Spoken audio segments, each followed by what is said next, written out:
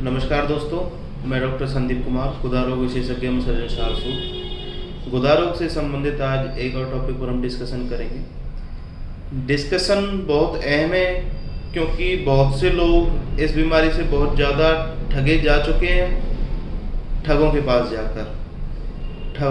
जाकर मैं क्यों कहना चाहूँगा, क्योंकि वो बीमारी को डायग्नोस नहीं कर पाते हैं। तो आज जिस टॉपिक पर हम चर्चा करेंगे बस थोड़ा सा उसमें डिफरेंस है, म्यूकस और पस।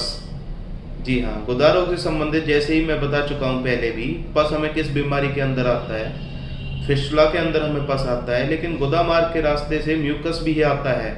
म्यूकस किन लोगों को आता है? जिन लोगों को नज़ला, खांसी या जुकाम की परेशानी लंबे समय से रह रही होती है, तो जो हमारा कफ है वो डाइजेस्टिव ट्रैक्ट से होते हुए एनस के अंदर आ जाता है, और जो कफ है वो शोथ उत्पन्न करता है। शोथ मतलब पेन उत्पन्न करता है, स्वेलिंग कर देता है। ठीक है, जब इस समस्या को लेकर अब मरीज इंटरनेट पर सर्च करता है भी फिस्टुला में क्या क्या होता है, तो उनको सबसे पहले निकल कर आता है फिस्टुला के अंदर पस निकलती रहती है, गुदा मार्ग के पास से, गुदा मार्ग के अंदर से। मरीज को समझ में नहीं आता, वो उसको फिस्टुला समझ लेता है और वो ठगों के पास चले जाते हैं। अब जो ठग होते हैं वो आपकी बीमारी का इलाज नहीं करते हैं, वो इलाज करते हैं आप दिमाग में क्या बीमारी लेके आए हो। अब बीमारी आपको फिस्टुला की नहीं है, अगर आप डायग्नोस करेंगे तो पस और म्यूकस के अंदर दोनों ही चिपचिपे होते हैं, लेकिन दोनों को डिफरेंशिएट करना बहुत आसान है एक अच्छे डॉक्टर के लिए। अब जो लोग ठगों के पास जा रहे हैं, बेशक फिस्टुला उनको ना हो, लेकिन वो उनको फिस्टुला का ट्रीटमेंट फिर भी कर दे रहे हैं, पैसे ऐंठ रहे हैं उनसे, जिससे मरीज को परेशानी लगातार होती रहती है और परेशानी ठीक नहीं होती है। जबकि अगर गुदा मार्ग के अंदर आपको म्यूकस आ रहा है, आपको परेशानी हो रही है, तो उसके लिए किसी भी तरीके का कोई ऑपरेशन करने की ज़रूरत ही नहीं है। सीधा सा रास्ता है, आपके नज़ले को आपका डॉक्टर ठीक करेगा।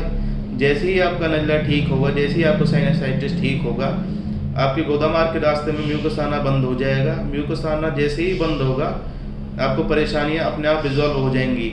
तो उसके लिए किसी भी तरीके का ऑपरेशन की ज़रूरत नहीं है, और ये चीज़ सिर्फ वही कर सकता है जो एक अच्छा डॉक्टर है। डायग्नोसिस करना इतना आसान नहीं होता, फिर भी लोग अच्छे चिकित्सक को छोड़ के ठगों के पास ज़्यादा जा रहे हैं, और वो अपने केस बिगड़वा के फिर हम लोगों के पास आते हैं। तो हमें भी देखकर थोड़ी परेशानी होती है कि लोग पढ़े लिखे हैं, उनके पास सारी सुविधाएँ हैं, सारी चीज़ें वो देख रहे हैं, लेकिन फिर भी सारे काम करने के बाद वो ऐसे चिकित्सक के पास क्यों जाते हैं जिनको बीमारी का पता ही नहीं है, क्या करना है क्या नहीं करना। हमारे पास आके फिर मरीज बोलता है कि डॉक्टर साहब इतने पैसे मैं वहाँ लगा चुका हूँ।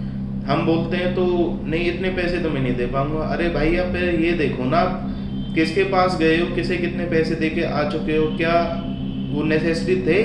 वो तो पैसे वेस्ट हुए हैं ना। अगर आप पहले ही अच्छे चिकित्सक के पास आ जाते तो वो आपका इलाज करते प्रॉपर, आपकी बीमारी को डायग्नोसिस करके जो उचित उसका इलाज है वो करते। इसीलिए मैं हमेशा कहता हूँ कि अपनी बीमारी को समझिए और ऐसे ही किसी के पास जाके अपनी बीमारियों को ना दिखाएं।